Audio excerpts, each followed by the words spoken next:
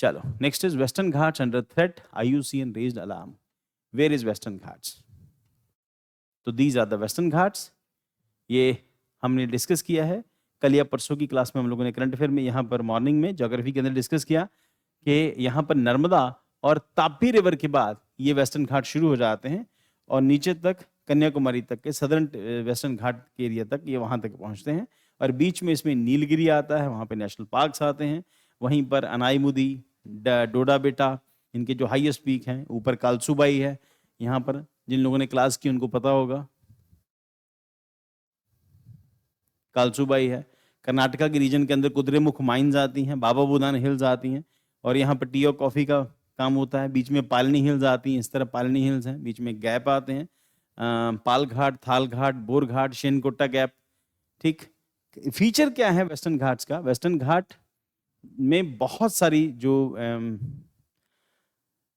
Diversity है India की, जो ज्योग्राफिकल डाइवर्सिटी है, सबसे ज्यादा कहीं रिजाइड करती है, that is in western Ghats. ठीक, तो वेस्टर्न घाट से रिलेटेड जो अपने आप लोगों ने टॉपिक प्रिपेयर किए हैं उसको जाके एक बार देख लेना, और वेस्टर्न घाट के जितने फीचर्स हैं उनको देख लेना बेटा। तो नॉर्दर्न पार्ट में कालसुबाई, यहाँ पर कुद्रेमुख, नीचे आते आते यहाँ पर जो हाईएस्ट पॉइंट इसका नीलगिरी हिल्स के अंदर डोडा बेटा, और फिर वहाँ पर अन्नामलई हिल्स, अन्नामलई हिल के साथ अनाईमुदी उसका हाईएस्ट पीक, यहीं पर साबरीमाला टेम्पल, और फिर उसके बाद साउथ में आ जाते हैं तुम लोग आप कार्डेमम हिल्स, और उसके बाद सबसे नीचे कार्डेमम हिल्स, और एक और हिल है मुझे नाम याद नहीं आ रहा, वो उसको आप यहाँ पे जाके मार्क कर लेना, आज जाके इसकी खुद से डायग्राम बना लेना और ये रिकॉल भी हो जाएगा। फीचर क्या है बेटा इसका?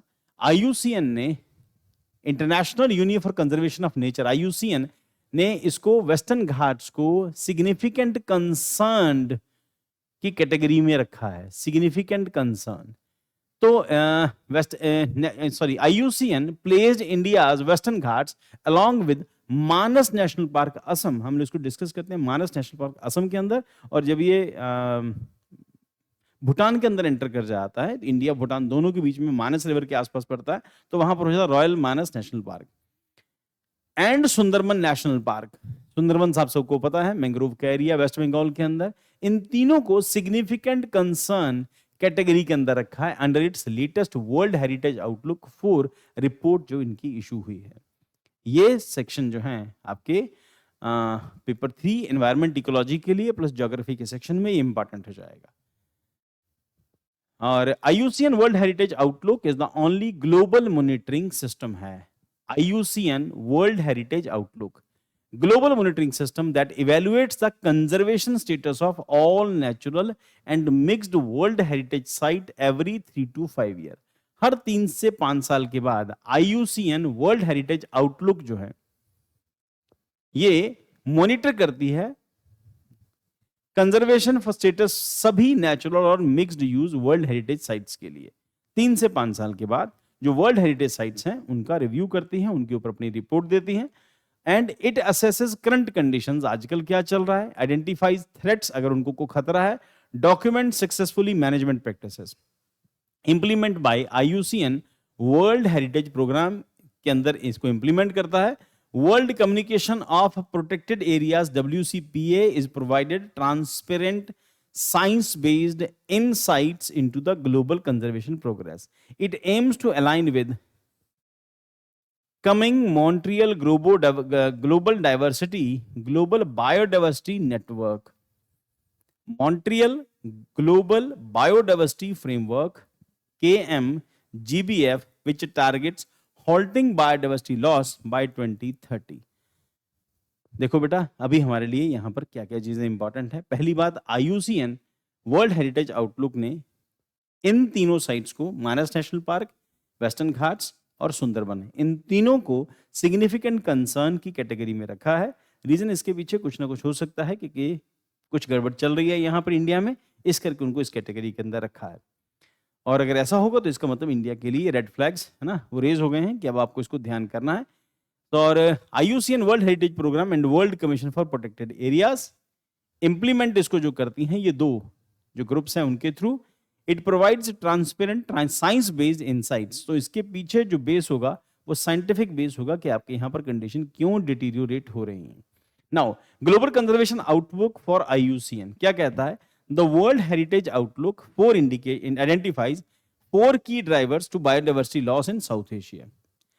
That is climate change, invasive species, जिसको हम लोग कई बार डिस्कस कर चुके हैं, जिसमें पार्थेनियन है उसके अंदर, और कई सारी जितनी इन्वेसिव स्पीशीज हैं उनकी वजह से जो प्लांट है, फ्लोरा और फौना दोनों हैं, प्लस ये जो टूरिज्म का प्रेशर है और रोड डेवलपमेंट है, इन सब की वजह से इन सबको खतरा हो रहा है। अब हुआ क्या है, पिछले कुछ सालों से जैसे जैसे लोगों की जेबों में पैसा आया है, वो नई नई जगह घूमने जाना चाहते हैं, और ऐसी जगह जहां पर एनवायरनमेंट जो है उसकी प्रोटेक्शन बहुत जरूरी थी, जो नंबर ऑफ पीपल हैं वो बढ़ रहे हैं, अब रोजगार भी मिल रहा है, there are so many positive things, जिसकी वजह से एनवायरनमेंट डिग्रेड होता जा रहा है। नेक्स्ट उसके बाद क्या है, it categorise sites under 4 categories में रखता है। गुड, अगर कंडीशन अच्छी है तो, गुड विद सम कंसर्न्स, और इंडिया को रखा उसने सिग्निफिकेंट कंसर्न की कैटेगरी में, और सबसे लास्ट आती है critical. About 40% of global world heritage sites now face conservation issues with climate change emerging with the dominant threat. तो इसका मतलब कि 40% साइट जो है वो अच्छी कंडीशन में नहीं है। देन उसके बाद वेस्टर्न घाट, जिसको हमने अभी डिस्कस किया। Then in India status for outlook report क्या कहता है, the report reflect mixed trend for India's natural heritage sites, rated good with some concerns. Good with some concerns कौन कौन से आ रहे हैं इसमें, great Himalayan national park Himachal Pradesh, Kaziranga national park Assam, Keoladeo national park Rajasthan, Nanda Devi and valley of flowers Uttarakhand. Condition good है, with some concerns हैं उसके साथ।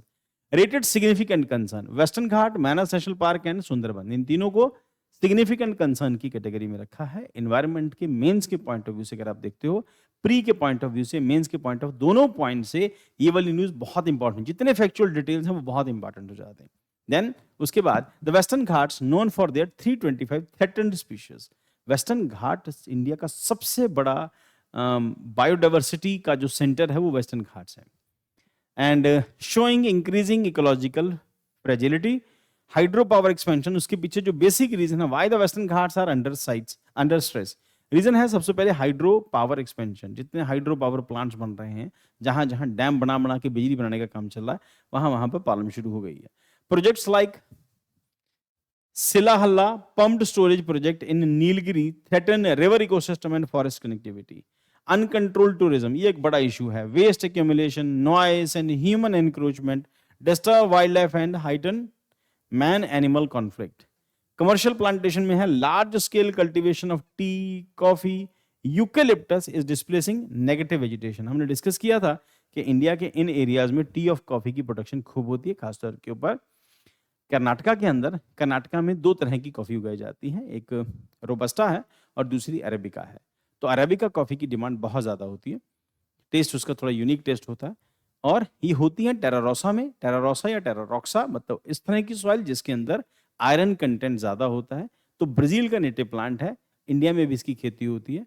इसके अलावा एक कॉफी यमन के अंदर होती है, वो कॉफी थोड़ी सी डिफरेंट होती है और उसका नाम भी अलग है। यमन की कॉफी का मुझे दिमाग में नहीं आ रहा अभी।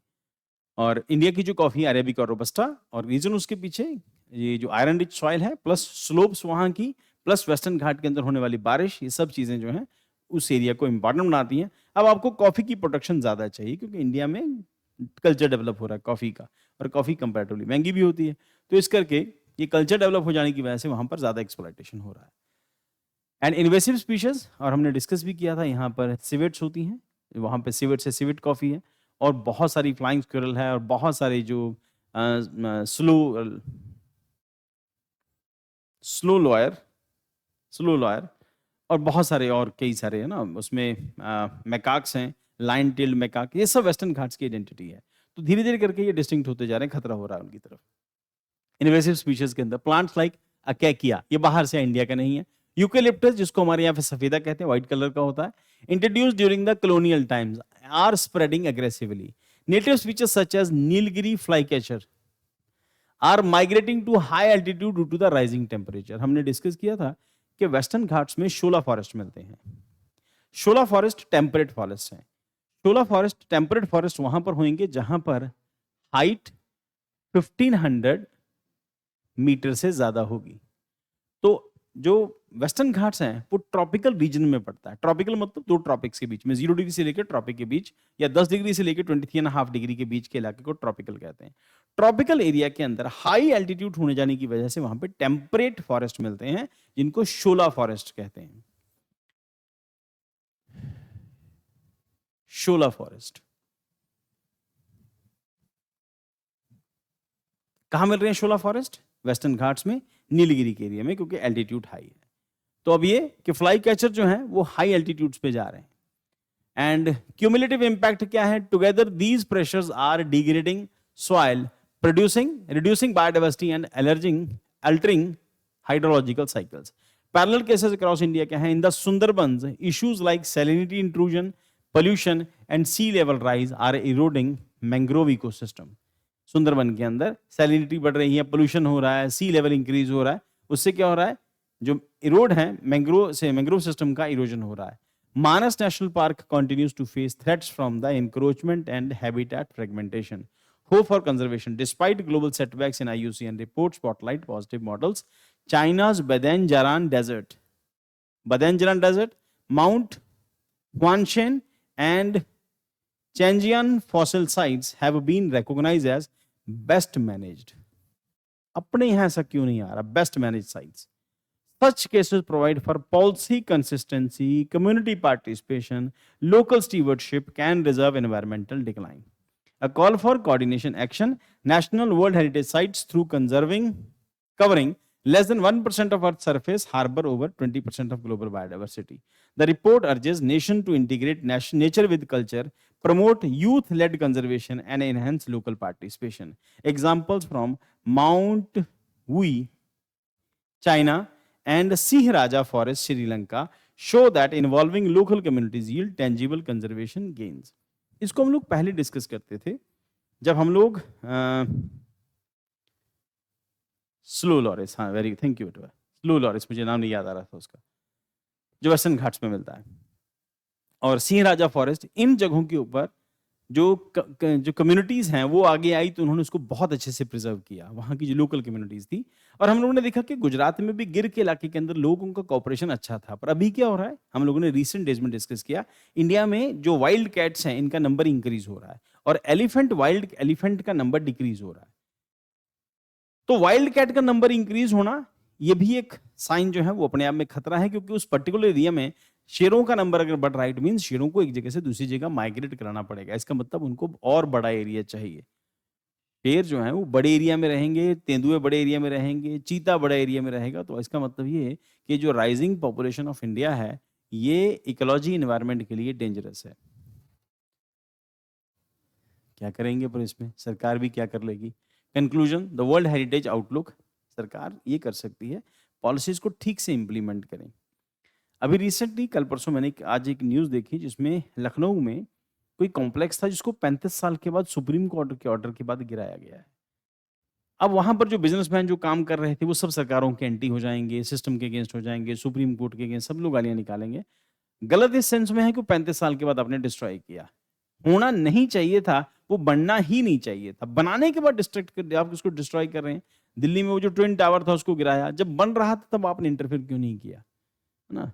बट यही सिस्टम इंडिया के अंदर चल रहा है, उसमें कई सारे लोग मिल के खाते हैं, तो फिर नेता उसमें पॉलिटिशियंस और सिविल सर्वेंट्स ये सब मिल के खाते हैं, उसमें लोकल बदमाश भी इंक्लूड हो जाते हैं। फिर तो conclusion, the world heritage outlook 4 acts as barometer of the planetary health. इसका मतलब ये है कि आप पॉलिसीज ऐसी इंप्लीमेंट करो कि जहां पर ह्यूमन इंटरफेरेंस वहां नहीं हो। प्रिजर्वेशन के लिए आपने जो लॉज बनाए हैं वो स्ट्रिक्टली फॉलो होने चाहिए। आपके यहाँ पर ऑफिसर्स को, सिविल सर्वेंट्स को स्ट्रिक्ट डायरेक्शंस होनी चाहिए, नहीं तो एक्शन तुम्हारे ऊपर होगा, तुम्हें पार्टी बनाएंगे अगर कल को यहाँ पर कुछ होता है। Then उसके बाद it serves as the reminder that collective global action backed by the science and community engagement can still secure Earth's more precious ecosystem with the Western Ghats of the Sundarbans. UPSC prelim के लिए क्या important होगा? With reference to IUCN World Heritage Outlook, consider the following statements. It is the only global assessment system that evaluates all natural mixed World Heritage sites every 3 to 5 years. It classifies sites based on the biodiversity potential in each country. It aligns with the coming Montreal global biodiversity framework. Answer के अंदर A 1 and 3 only आएगा, 2 नहीं आ रहा है इसके अंदर। Then उसके बाद explanation the classification based on the conservation status not biodiversity potential. अब इसमें दूसरा क्वेश्चन क्या बनेगा, which of the following pairs are correctly matched. Western Ghats significant concern है, significant concern. Kaziranga good and some concerns. Kanchenjunga good, Sundarbans critical. इसके answer सिर्फ 1, 2 and 3 है, that is 1, 2 and 3। Sundarbans critical नहीं है, सुंदरबन को अभी भी सिग्निफिकेंट कंसर्न की कैटेगरी में ही रखा है इन्होंने। सो यूपीएससी मेंस के लिए क्या होगा, the Western Ghats have been placed under the significant concern category IUCN world heritage outlook. Discuss the major causes and suggest policy measures to improve their conservation status. Introduction में आप मेंशन IUCN मेंशन करोगे, उसके बाद body के अंदर क्या क्या लिखोगे, लिस्ट की threats, hydro power, plantation, tourism, invasive species, climate change. और डिस्कस क्या करोगे, impact on the biodiversity, water system and local livelihood. Suggest measures में क्या करोगे, stricter EIA norms, community based management, eco tourism regulation, eco restorations. And conclusion के अंदर link with India's commitment under CBD and KMGBF 2030 goals.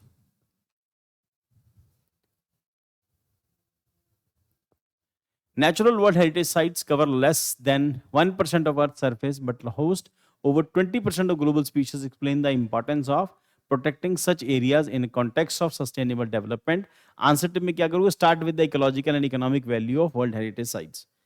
Then उसके बाद emphasize ecosystem services, climate resilience and SDG यानी कि sustainable development goals. 15 life of land. Use examples like Western Ghats, Sundarban show their role in carbon sequestration and live carbon sequestration मतलब जहां पर carbon sink करे। अब इसमें forest भी हो सकते हैं और बाकी सभी। And livelihood support and with the need of integrated conservation and development. Mains के आंसर वो लोग कर सकते हैं जिन लोगों ने एनवायरमेंट किया हुआ है, और बाकी जो लोग हैं वो ट्राई करना चाहते हैं जरूर करना चाहिए।